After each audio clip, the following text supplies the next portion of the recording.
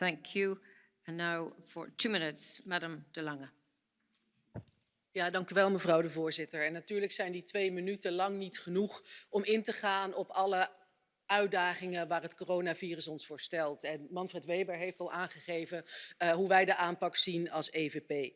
En 2 minuten zijn al helemaal niet genoeg om in te gaan op het verdriet van nabestaanden, op de angst van degenen die betroffen zijn of degenen die tot een kwetsbare groep behoren. Ik wil mijn spreektijd vooral gebruiken om degenen te bedanken die dag in dag uit zorgen voor coronapatiënten en mensen die vrezen dat ze betroffen zijn door dit virus. Natuurlijk de artsen, maar vooral de verpleegkundigen die in al onze ziekenhuizen de frontlinie vormen tegen dit virus. En die vaak het onmogelijke doen, zeker in regio's waar de ziekenhuizen al boven hun capaciteit moeten functioneren. En die, dat mag ook hier wel eens gezegd worden, ook al is het geen Europese bevoegdheid, in de meeste landen veel te weinig betaald krijgen. Ik weet dat er in mijn eigen lidstaat nu ook mensen flippen dat ik dit durf te zeggen in het Europese parlement. Maar het wordt tijd dat we onze verpleegkundigen waarderen en daar hoort ook bij waardering op financieel gebied. Ik wil de Europese Commissie bedanken voor het feit dat ze het voortouw heeft genomen daar waar de Europese Commissie dat kan. Ik zie een commissie die in tegenstelling tot crisis een aantal jaren geleden wel gemeenschappelijk mensen, Europeanen uit andere delen van de wereld repatrieert. Die op allerlei fronten het initiatief neemt. Waar het nu vaak misgaat is daar waar de lidstaten aan zet zijn. En dan is het natuurlijk van de zotte dat ik wel in de Bild-Zeitung kan lezen welke Duitsers er besmet zouden zijn in Noord-Italië. Maar dat de Duitse autoriteiten die informatie, in welke hotels zaten deze mensen, in welke gemeente, niet delen met diezelfde regio in het betroffen gebied, zodat ze maatregelen kunnen nemen. Dit is niet het Europa waar ik voor sta. In het Europa waar ik voor sta wordt dat soort informatie gedeeld. En in het Europa waar ik voor sta trekken we ook lessen voor de lange termijn uit deze crisis. Dan gaat het om de afhankelijkheid die we nu hebben van grondstoffen van andere delen van de wereld voor onze medicijnen. Dat is voor de lange termijn. Nu moeten we optreden. En ja, commissaris, samen kunnen we dit. Maar zorgen we ook voor onderzoek als er geen crisis meer is en in de rustige tijd, zodat we een volgende keer goed voorbereid en beter voorbereid zijn. Dank u wel. Thank you for 2.5 minutes, Madam Gutteland. Tack fru talman, tack herr och fru kommissionär. En dag som detta och i dessa tider med corona så går våra tankar förstås i första hand till alla de människor som insjuknat och till alla drabbade. Och jag tänker också på det fantastiska jobb som vår vårdpersonal gör runt om i hela Europa. Ibland med risk för sin egen hälsa, tar hand om alla de som drabbats av viruset och kämpar för att hindra ytterligare smittspridning. Stort tack för ert arbete. När samhället står inför den här påfrestande krisen och utmaningarna, då måste vi alla dra åt samma håll. Och jag är glad över att man i plenum påtalar det, flera av mina kollegor. Med gemensamma krafter måste vi göra allt som står i vår makt för att minska smittspridningen. Och vi måste med vetenskapen som grund och med lugn göra allt för att få kontroll över situationen. Att ge vård till de drabbade och hindra smittspridning måste vara vår första, andra och tredje prioritet. Europa har ett stort ansvar här att stå enade och med gemensamma krafter samarbeta så vi ger bästa möjliga stöd till de som har drabbats. Vi socialdemokrater från den socialdemokratiska gruppen SND, vi välkomnar att EU-kommissionen har satt av drygt 230 miljoner euro i nödhjälp för att bekämpa ekonomin. Det är mycket bra. Talman, i vissa länder och regioner har man drabbats hårdare, och det har sagts här tidigare, av coronavirusets spridning. Igår meddelade Italiens premiärminister Giuseppe Conte att Italien sätts i karantän. Och det är givetvis en extraordinär åtgärd i ett väldigt allvarligt läge. Och våra tankar är förstås med det italienska folket i den här tuffa prövningen som man nu går igenom. Sanningen är att vi i nuläget inte vet med säkerhet hur smittspridningen kommer att fortgå. Och de senaste dagarna så har vi sett en väldigt stor ökning av antalet konstaterade fall runt om i Europa. Men oavsett hur situationen utvecklas framöver så råder det inget tvivel om att coronaviruset inte känner regions- eller landsgränser, och vi måste därför arbeta solidariskt och ta ett gemensamt grepp mot den här epidemin. Det gäller givetvis för Europas länder, men det gäller också utanför, det vill säga globalt. Vi har alla ett ansvar att göra det vi kan för att komma över den här krisen. Och jag vill bara avsluta med att säga att utsatta grupper är och kommer bli mer drabbade också ekonomiskt. Och där är det viktigt att vi alla ser vad som kan göras. Jag tänker i synnerhet på många av de kvinnor som kommer att bära kostnaderna av coronakrisen, inte minst genom att stanna hemma med barn och på olika sätt göra väldigt mycket av det som medför risk, men också tar hand om det här ekonomiskt. Det måste vi ha i våra tankar. Tack.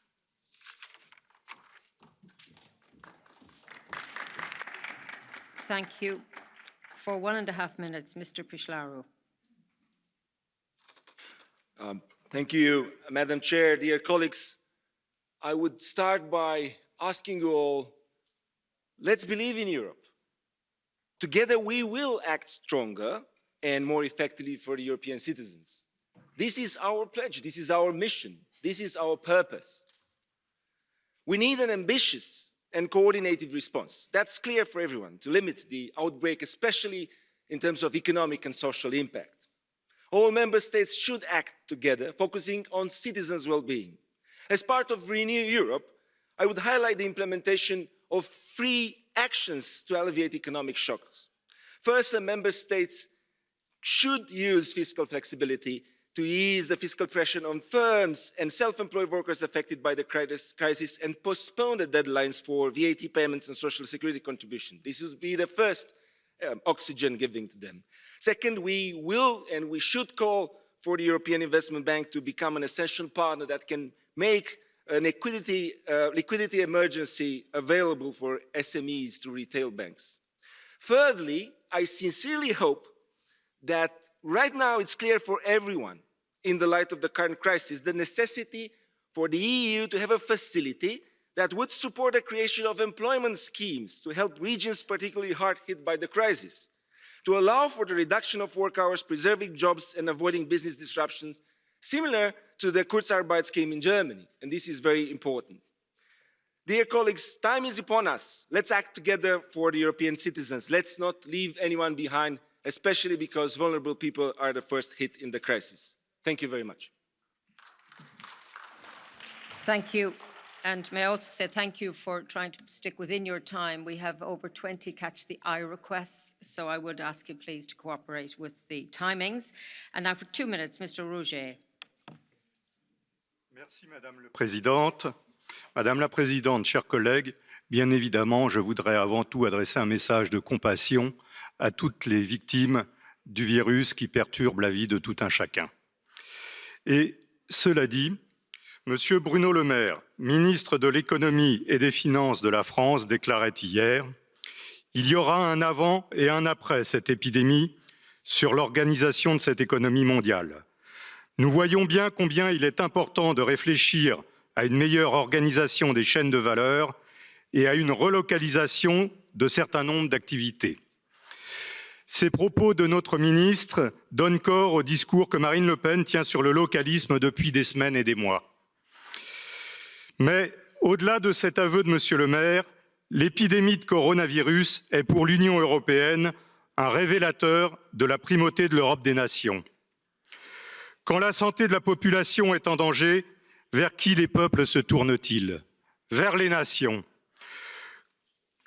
Qui peut agir vite et efficacement? Les nations. Qui contrôle les frontières? Les nations. Qui décide du confinement? Les nations. Les nations et non pas l'administration de la Commission, ne vous en déplaise. Et cela, même si M. Lenarčič fait entendre sa voix. La France va manquer de masques. Elle a décidé le 4 mars de réquisitionner les masques produits chez elle.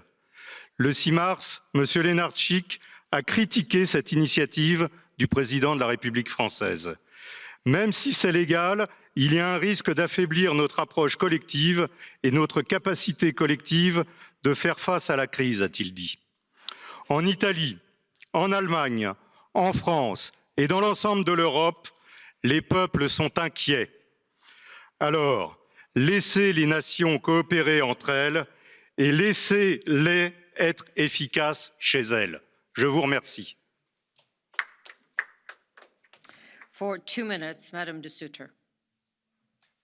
Thank you, Mrs. President, Mrs. Commissioner. I first want to start to express my empathy for all the communities and the families affected by the virus, and also for the healthcare providers that have been helping them.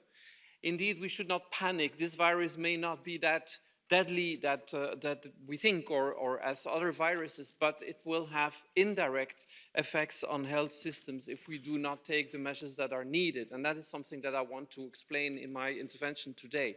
I think you've all seen the curves of how an epidemic usually takes place. Well, we have to take all the measures possible to flatten that curve so that people do not infect other people. Usually people infected with this virus infect 2 to 3 other people, as we have learned already from the epidemiology of the virus. We have to bring these numbers down so that in total people in the population do not get infected, because let's not forget that there is no immunity in the population. So let's not compare this with influenza. This has nothing to do with influenza, where there is a high background immunity.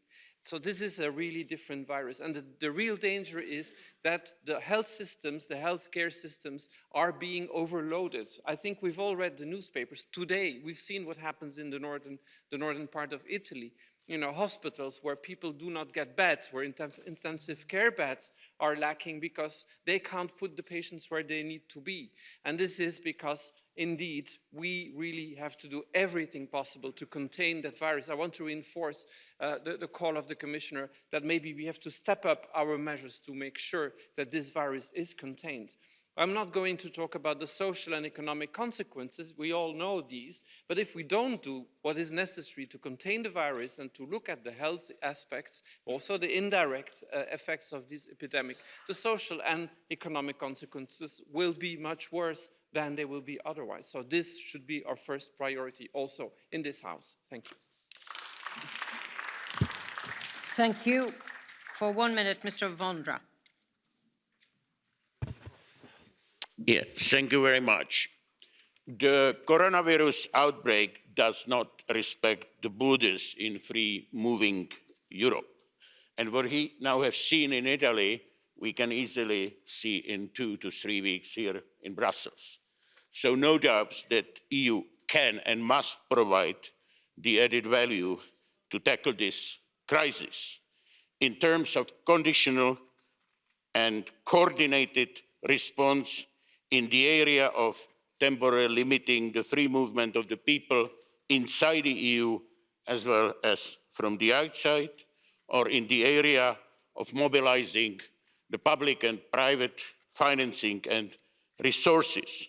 But we have done not so much in this. But for those who are expecting to have more Europe, there are 2 serious challenges in building the trust from below, in projecting the political power from above, and in proper management of the situation. And here, just one example, the Czech National Security Council on the level of the minister is dealing with that every morning, while, you know, the Commission has just meeting once in a week. So wake up, wake up. That's a test. For 1.5 minutes, Mr. Gush.